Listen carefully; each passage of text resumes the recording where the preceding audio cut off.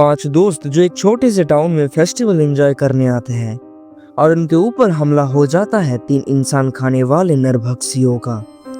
Hello guys, मैं हूं mister pumpkin और आज हम देखेंगे रॉन्ग टर्न 5 ब्लड लाइन्स। कहानी टेक प्लेस करती है रॉन्ग टर्न 4 के बाद और रॉन्ग टर्न 1 से पहले। So let's start.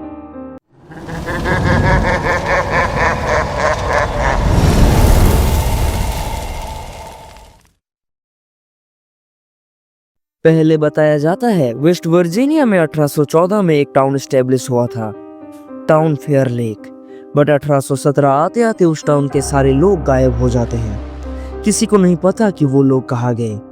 लेजेंड्स का मानना है कि उन लोगों को हिलबिलिस ने मार दिए, फिर उन्हें खा लिए।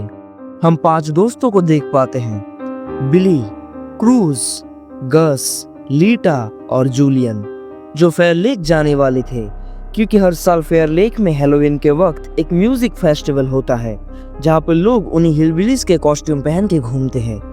एक रिपोर्टर कैलिन ये सब कवर कर रही थी। फिर जल्दी रिपोर्टिंग खत्म करके वो जॉगिंग करने के लिए निकल जाती है। जॉगिंग करते हुए जंगल तक चली गई थी, तभी उसके सामने थ्री फिंगर आ जाता है। कैलिन को लगता है कि फेस्टिवल के कॉस्ट्यूम में कोई मजाक कर रहा है, तो वो मिडिल फिंगर दिखाती है और क्या, फिंगर गायब। ये वाला सीन इंटरनेट में बहुत फेमस हुआ था। खैर, कैलिन अपनी जान बचाने के लिए भागती है। तभी वहां पर एक ओल्ड मैन आता है जो उसे अपने साथ झाड़ियों में छुपा लेता है। म्यूटेंट्स के जाने के बाद दोनों बाहर निकलते हैं। अचानक ओल्ड मैन कैलिन के ऊपर कुल्हाड़ी से हमला कर देता है। वो था मेनर्ड। आगे के पार्ट्स देखे होंगे तो इसे जानते होंगे।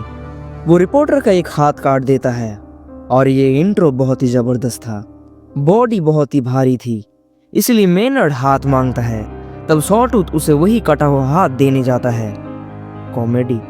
फिर बॉडी को वो अपने अड्डे पे ले आते हैं प्रिपरेशन करने के लिए। मेनर्ड म्यूटेंट्स के ऊपर बहुत ही भड़क जाता है क्योंकि उन्होंने सबूत पीछे छोड़ दिए थे। देखकर पता चल रहा था कि तीनों मेनर्ड से बहुत डरते थे। इस तरफ पांचों निकल जाते हैं टाउन की तरफ। तभी रास्ते के बीच मेनर्ड आ जाता है।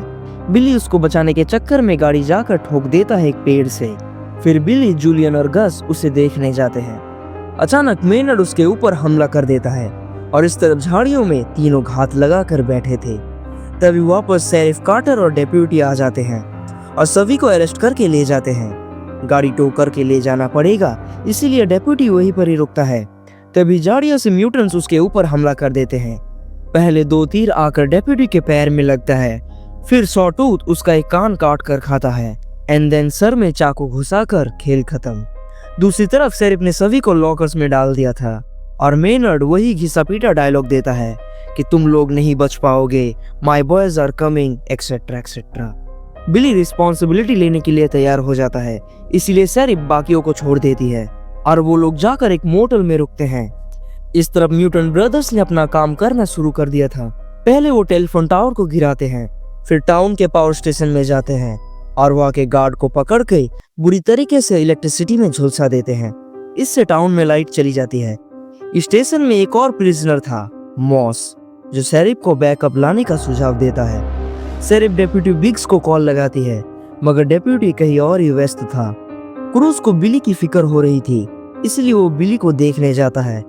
तब रास्ते में मुलाकात हो जाती है थ्री फिंगर से। थ्री फिंगर क्रूज के नूडल्स बाहर निकाल देता है। कुछ देर बाद जूलियन क्रूज को ढूंढते हुए स्टेशन में आता है, बट क्रूज वहां पर नहीं थी। मोटल में लीटा शावर लेने जाती है। तभी दरवाजा कोई नॉक करता है। गस दरवाजा खोलता है। बाहर था वन आई। गस सोचता है कोई नशेड़ी होगा। तब सॉटूथ आकर उसका पूरा भूत उतार देता है। वो लोग लीटा के ऊपर भी हमला करते हैं, बट लीटा किसी तरह वहां से भाग जाती है।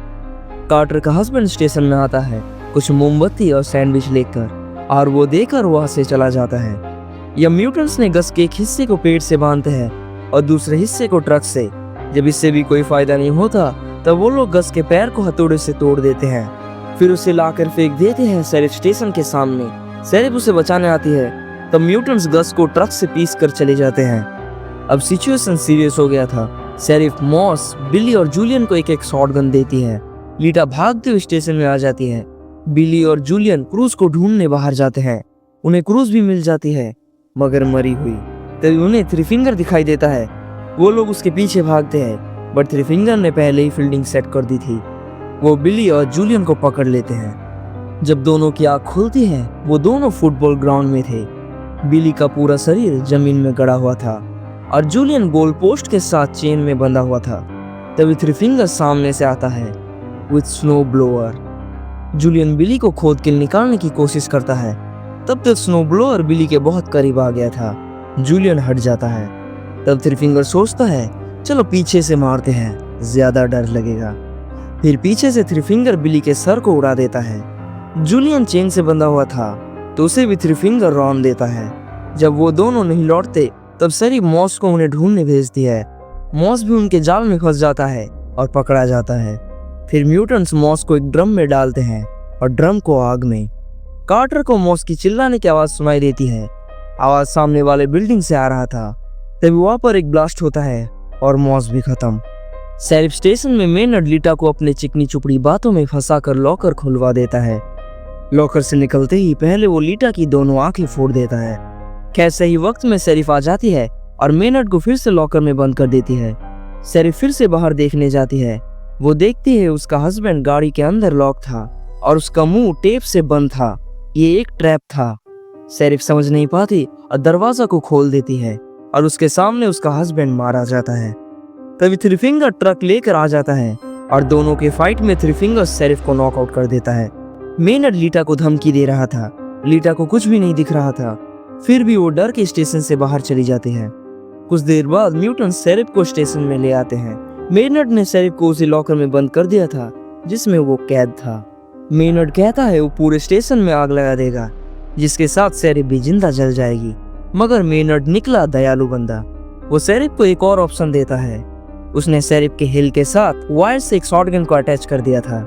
अगर शेरिफ ने हिल को नीचे किया तो शॉटगन का ट्रिगर पुल हो जाएगा जिससे शेरिफ की खोपड़ी उड़ जाएगी। फिर मेनर्ड स्टेशन में आग लगाकर बाहर आ जाता है। शेरिफ को जिंदा जलने से अच्छा एक झटके में मरने का ऑप्शन ज्यादा पसंद आया। मेनर्ड को बाहर गन साउंड की सुनाई देती है और फिर चारों टाउन से निकल जाते हैं। लीटा भटकते हुए मेन रोड तक आ गई थी। तभी सामने से एक गाड़ी आती है। वो मदद के लिए चिल्लाती है और वो था थ्री फिंगर का टो ट्रक। लीटा ट्रक में चढ़ती है। वो मेनर्ड की आवाज को पहचान जाती है और लीटा के चीख के साथ मूवी खत्म। इस मूवी को 19 दिन में शूट कर लिया गया था। किल्स के दौरान जो त्रिया दिखाई जाती है वो रियल एनिमल्स की थी। इस बार सरप्राइजली मूवी में कोई बार्ब्ड वायर से नहीं मरता, नहीं तो सीरीज के बाकी मूवी में तो आधे लोग बार्ब्ड वायर से ही मारे जाते हैं। खैर वीडियो को अभी तक लाइक नहीं किए हो तो लाइक करो यार, और ऐसी और वीडियोस देखना चाहते हो तो चैनल को सब्सक्राइब कर देना। मिलते हैं नेक्स्ट वीडियो में, तब तक के लिए टेक केयर।